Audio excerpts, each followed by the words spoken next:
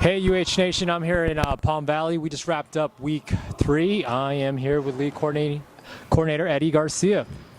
I kind of missed the first game. Had a little minor accident with my car.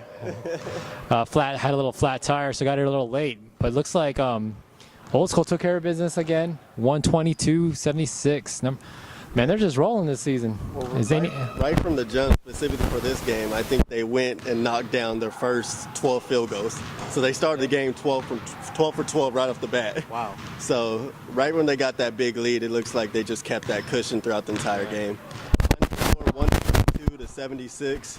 So it was definitely a challenge for Jerks in the Dribble. Definitely a tough game for them to swallow. So they played pretty much everybody this season already. So Well, Palm Valley Stars, I think, has a chance to upset them, but it is going to be an upset because that team is definitely solid. From big Dan McClintock to Rod Jackson. Now they got three-point weapons like Keegan Cook, who went 6 for 9 from three-point range today, and also big Gerald Brown. If you guys are not familiar with Gerald Brown, he definitely did show up. He added 27 points, so that they are solid. They're definitely a solid squad. Wow. Okay, yeah, I'm looking forward to seeing them. Sweet.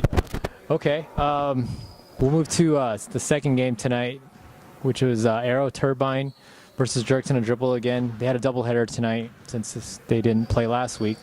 Looks like Jerks in a Dribble took care of business the second game, getting their first win of the season, right? 55-46. Both of these teams were looking for their first win, so this is definitely a challenge that they were looking forward to. But Jerks and Dribble, despite playing a tough first game, they still came out, competed 110%, and were able to seal up their first win of the season. We were able to catch up for a post-game interview with team captain Caleb Edmondson. We're going to go to Caleb right now. Here at Palm Valley Ultimate Hoops, we have Caleb, who coming off a doubleheader tonight. First game came up short, kind of got away from you. Tell me what. Well, you know, when you're going against a bunch of ex-NBA stars, it gets a little difficult sometimes. But we play it tough, play good defense. We made some good shots, but overall we just came short. Going into the second game doubleheader, you and your guys came up against a team that was hard-nosed, fought hard. Y'all ended up pulling up a 9-point win. Tell me what happened. Well, in the second game, you know, as I'm telling my teammates, we just had to warm up the first game. We were just getting warmed up. Second game we came out here, it felt a little bit tougher, felt a little more complete. So we're looking forward to go off this point and come off a positive note from tonight. Okay, what can you do to build on this going forward for your team? As far as building on this, we need to get our team together and really rack our heads about how we can pass the ball better and get that ball down lower and get some easy buckets. Good. And the other thing is, tell me a little bit about how you feel about the Ultimate Hoops coming here to Palm Valley and in Phoenix, you know, out here in Litchfield, Arizona. How you like it? I think it's great. The organization brought on by Don and some of the other guys around here is just fantastic. Communication's always spot on, so I think it's a great atmosphere to be involved with, and I hope it grows to bigger potential beyond what we're doing right now. Good. Well, I'm Maurice Lane, Caleb, here at Ultimate Hoops in Palm Valley at Litchfield, Arizona. Thank you for your time. Appreciate it. That was Caleb. So yeah, that's good to see them get their first win. Yeah, you know, finally get on the board. They were definitely excited about that. Yeah, sure. So this is definitely probably our game of the week. It was the closest game. Aero Turbine, I think, they were hanging pretty much most of the game. Made a little nice comeback towards the end of the game. Just couldn't get over the hump. So, but any final thoughts for week 3? No, again, I'm looking forward to see if somebody's going to upset Old School, and if they're going to go and actually be undefeated throughout the entire season. I'm looking forward to see Aero Turbine get their first win, so hopefully they can bounce back in week 4. Definitely excited that Jerks in the Dribble were able to pull up their first win of the season, led by Greg Garcia, who actually had 13 points today, so he had definitely a solid game. But for the most part, we had some pretty good games. The game of the week, definitely the second game tonight, was definitely a thriller all the way up to the end. All right, well, there you have it, Palm Valley. We're going to go to Javon now in Tempe. What's up, UH Nation? We're in Tempe. Just finished week 4. We just finished week 4? Week 4. Halfway through the season. Mid-season point. Everyone's ankle stayed in one piece tonight. Thank God. No, I tweaked mine. A little bit. But, I think Waylon broke my ankle. Man, that kid's fast. I never guarded anyone so fast. That kid's ridiculous. Luckily, we only had one half of him. He didn't play the first half, so. Yeah. The first game we had the Bulls and Sub-Zero. Bulls winning 97-56 by 41 points. Sub-Zero is struggling. The Bulls were led by Marcus Atkins. It was his first game back. We haven't seen him all season. First game back, dropping 28 points tonight. Yeah, for the Bulls. all easy buckets, all fast breaks. That's what that was. Sub-Zero played him pretty tough in the first half, I thought. Then Second half, Bulls the defense they just kept bringing guys out. clamped down on defense. Can't do anything about that. But man, it's gonna be a long season for Sub-Zero, man. I don't know. I don't know. You got to talk to Jason after the game. Yeah, I just wonder if they're gonna ever get this together, because I did put in one of my articles that, they might be able to pull it out, maybe get 1 or 2 wins by the end of the season, but the way it was looking like tonight, I don't think so. Especially Garrett, their highest scoring guard, he didn't even show up. Yeah. So without him, I don't see them. They might not even win a game this season. Yeah. We were able to catch up with Jason Osborne for a post game, kind of get his thoughts on what's going wrong with the Sub-Zero season so far. So here's Jason. Hey, how's it going, you hoops? It's Tuesday, week 4. I got Jason Osborne. He plays on Team Sub-Zero. They have 0 wins. Thank you. And they have four losses now tonight to the Bulls. What's the struggles for, man? I mean, you guys have an okay team. You guys can't pull nothing together. Ball movement. Not moving the ball sticking. Everybody wants to take shots. We had 3 assists the whole game last week. That was Jason. So Yeah, kind of bland. He had nothing to say. Not much it to sucks say. losing. yeah. I'll tell you that. I haven't experienced losing. So I think they miss you. they don't miss me. I like my team. I like my team. I hope they miss me, but I ain't going back. I am not going back. All right, well, the second game we had the Hogwarts versus the Tempe free agent team. Hogwarts won 92-69, led by Justin Chambers, 28 points. I thought he was gone. I thought he was playing for game over. I thought too. Came back. Media. Media just throwing him out there. Yeah. That he was gonna move, but I guess he played. So Yeah. he just gets easy buckets, man. He's like a pogo stick. He's up and down the whole game. He jogs about 25% to the other side, and then he just jumps. That's all he does. Hogwarts were a little upset at me for making the schedule. They said, because that was the second time they played the free agent team in like the last 3 weeks. That's all right. It'll be all right. Well, guess what? Guess what? They want the schedule. Well, here it comes. Yep. So I hope you guys are ready for the next few games, because you guys are going to be going against the big dogs. Yep. It's gonna be So, yeah, it'll be interesting to see them matched up against some better teams. Yeah, well, because they have had a pretty easy schedule as well. Yeah, but I think they'll be all right. They took a hold of that game the whole time pretty much. So I don't see them having any troubles. Yeah.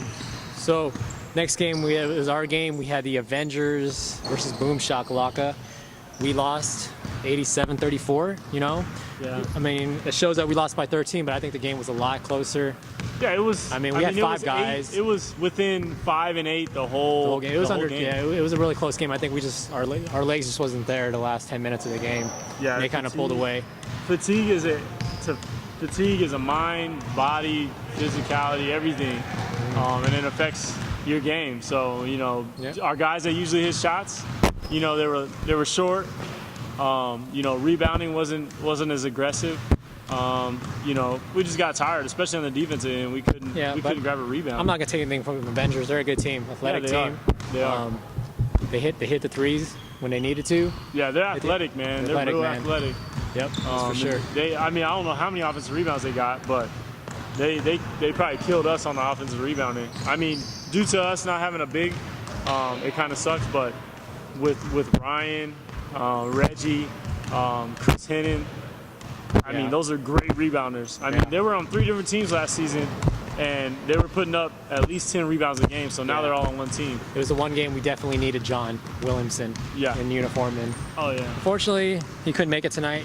and we go down. Ryan Brown led the Avengers with 21 points tonight.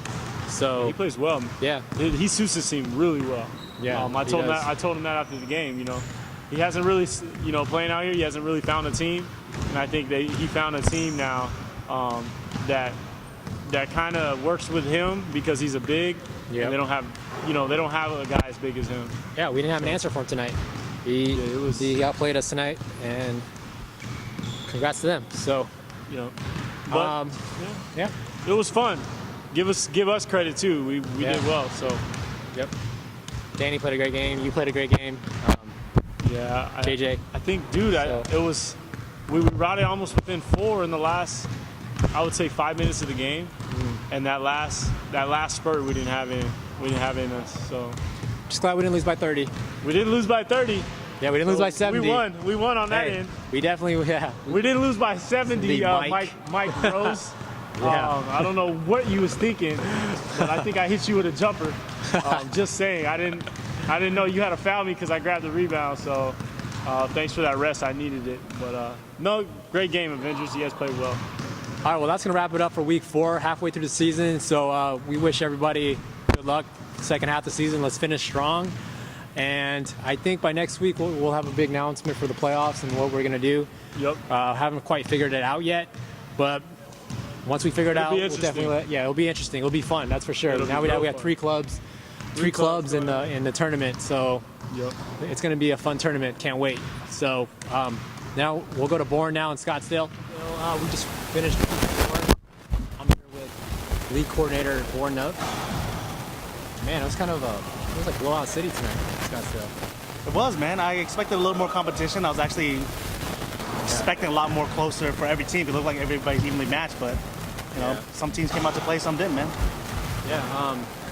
We'll start with the first game. We had the Jamaican bobsled team against the Time Lifers, which I thought would have been the game of the week, but Danny didn't make it out tonight. So unfortunately, Time Lifers fall. Jamaican win 108-96, led by Justin Chambers with 38 points. Not to be outdone, the Time Lifers got a big game out of Jim Hobbs, going for 18 points and 4 assists. 20 rebounds. 20 I'm sorry, 20 points, 18 rebounds. 18 rebounds, wow. Yeah. All right, Jim, I see you, Jim. Playing hard, yeah. Yeah, Danny didn't show up, but you know what? The Time Lifers played hard. But the Jamaican squad just came out gunning. I mean, out of 38 points, I swear to God, Justin had like 12 dunks, alley-oop dunks, Yeah. highlight dunks. So Yeah. they're just so hard to beat down low. And another game, a good game by Time Lifers was Bobby. Bobby missed a rebound and assist from a triple-double. Salem had 14 dimes. So they're a good squad. They just got outmatched a little bit. They're just a little more athletic for the Jamaican squad. You think if you think Danny would have played, do you think it would have made a difference? It would have been a little bit closer, but I think Jamaican's just a notch above the Time Lifers. Yeah. I mean, they still competed well. Like I said, the guys put up good numbers. It's just, I mean, Jamaican was missing some players too. that's true. They That's missed true. Cello and Q, Darrell Snugs. He's a good player. Yeah, 5'6", power forward. yeah. Well, that's 2 straight losses for the Two Time straight losses, Lifers. yeah. So yeah, they're falling. But next game we had another blowout. This was ugly. Twisted Steel with Sex Appeal against the free agent squad. Ugh. 10 Twisted Steel winning 104 to 82. Wow, that's a lot of points. That's a lot of points, but free agent team put up a good. Stewart's gonna carry them. Yeah. I mean, if they can get some good players on there, Stewart's a good player for them. But Twisted Steel, 40 points from Eli. Eli's a damn good player, man. He's a player. If he gets in there, he's one of the most underrated players out there to me, just because he can shoot lights out. He's a big guy, gets rebounds. That's a good team right there. The only problem with Twisted Steel is half the time their team doesn't show up.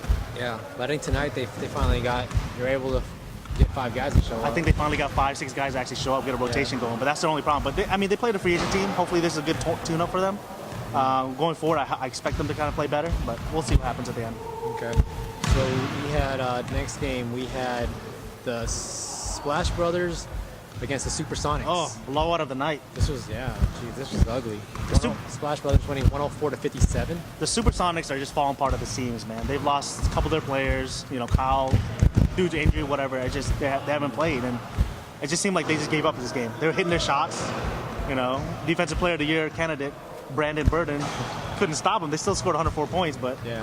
that was just an ugly win. I mean, Nick, I think, scored 43 points as usual, hitting like 8 threes. So, I mean, Splash Brothers are our number one team, so you can't fault them for that. But I expect a little more heart, a little more show for the Supersonics.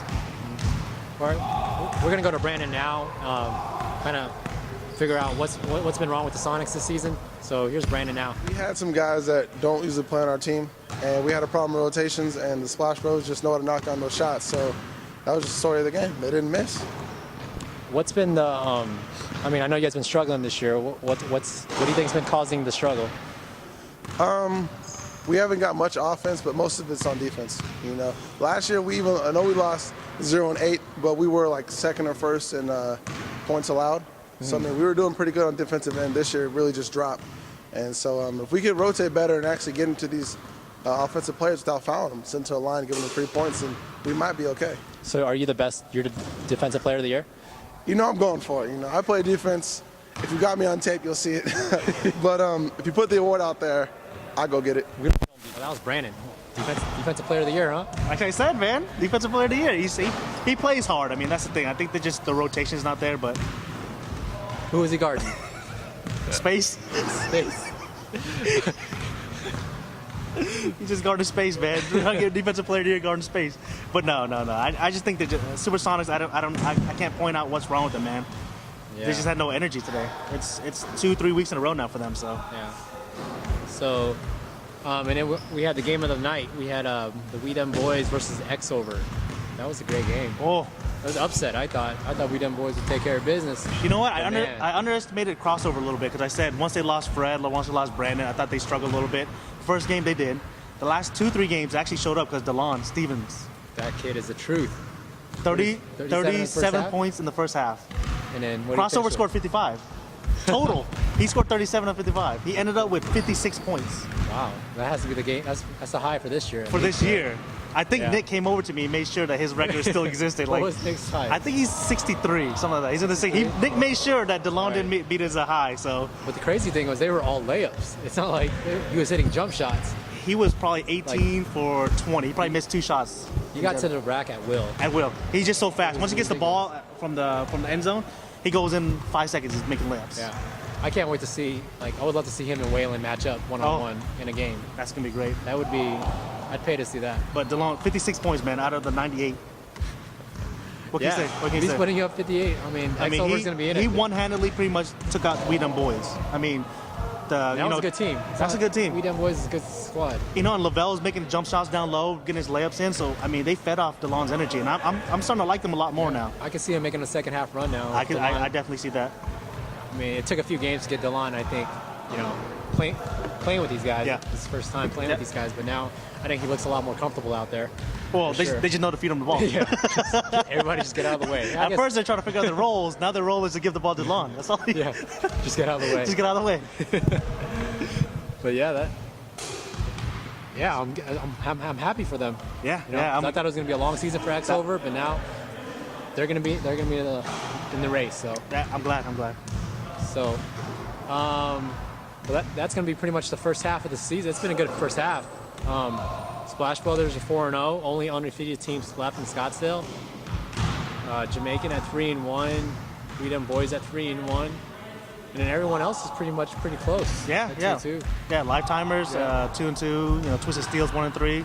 I mean, the free agent squad is still struggling because I mean that's who they are. But I think everybody's packed in like we thought it would be. Splash Brothers up top, you know, Jamaicans right there, and then everybody else kind of scrambling for that third.